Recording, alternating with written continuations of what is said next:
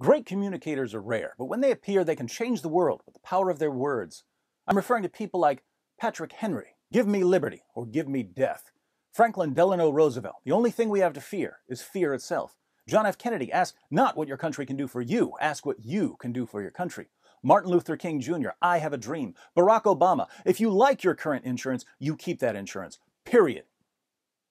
At the opposite end of the spectrum, we have horrible communicators, people who can't get a point across no matter how hard they try, people who are constantly misunderstood because their message is so incredibly unclear and incoherent. If they somehow manage to inspire others to take action, it's very often the wrong action because no one understands what they've been called to do.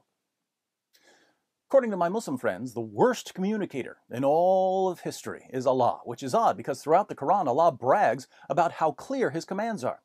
Of course, my Muslim friends don't come right out and say Allah is the worst communicator ever, but they show they believe this by relentlessly insisting that Allah rarely means what He says, and that He frequently means the exact opposite of what He says. For instance, in Surah 4, verse 34 of the Quran, Allah tells Muslim men, if you fear disobedience or rebellion from your wives, warn them, banish them to separate beds, and beat them until they obey you. What does Allah mean by beat them? Well, my Muslim friends assure me that when Allah says, beat them, He only means tap them lightly on the shoulder with a toothbrush as a symbol of your displeasure. Unfortunately, when Allah tried to say, tap them lightly with a toothbrush, all that came out was beat them, a minor verbal blunder that led to endless misery for millions of women. In Surah 5, verse 51, Allah commands Muslims, do not take the Jews and the Christians for friends, they are friends of each other. But when He says don't take them for friends, He actually means make as many Jewish and Christian friends as possible because Islam is a religion of interfaith harmony. In Surah 98, verse 6, Allah calls Christians and Jews the worst of creatures. But when He calls us the worst of creatures, it's really a term of endearment, like when you're watching a football game with your best buddy and you say, yo, you're the worst of creatures. Now pass me the nachos, you scum. Surah 9, verse 5, Allah declares, when the sacred months have passed, slay the idolaters wherever you find them. But slay, in Allah's bizarre terminology, means hug.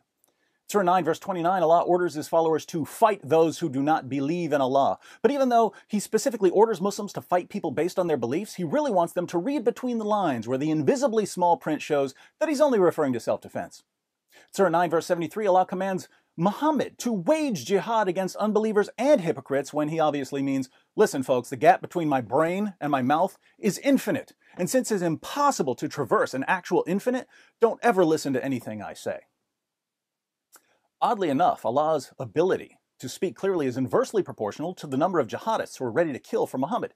When Muhammad's outnumbered and can't hope to subjugate the unbelievers, Allah remembers to take His lucidity meds so He can say all the peaceful things He really wants to say, like, there is no compulsion in religion. But as soon as Muhammad wins the hearts of a few thousand bloodthirsty, sex-crazed jihadists shrieking Allahu Akbar, Allah gets so excited that He forgets to renew His prescription, resulting in some of history's most epic rants about slaughtering infidels and raping their wives and daughters.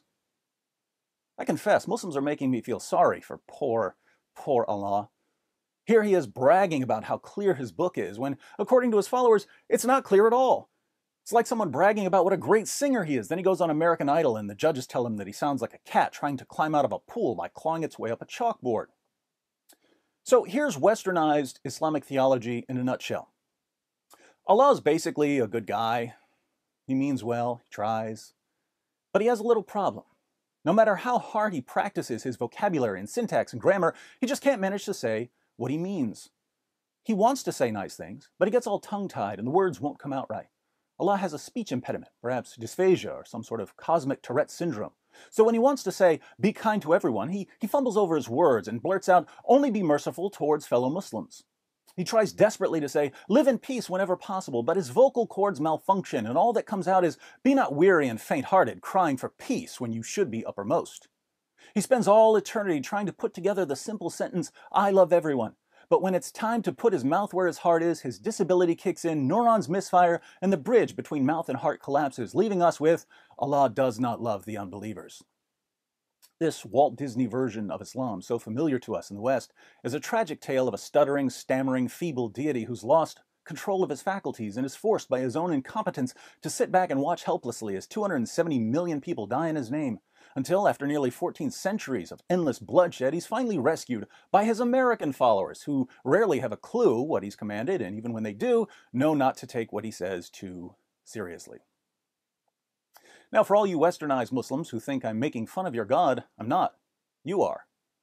When you tell me to believe in a God who claims to be perfectly clear in his commands, and then you spend the rest of your conversation telling me what he really means but can't manage to say, it's like you're telling me that Allah has some serious mental health issues. And weird questions start popping into my head like, where did Allah get these mental health issues? Are they genetic? Were his parents first cousins who also couldn't say what they meant but constantly bragged about being perfectly clear?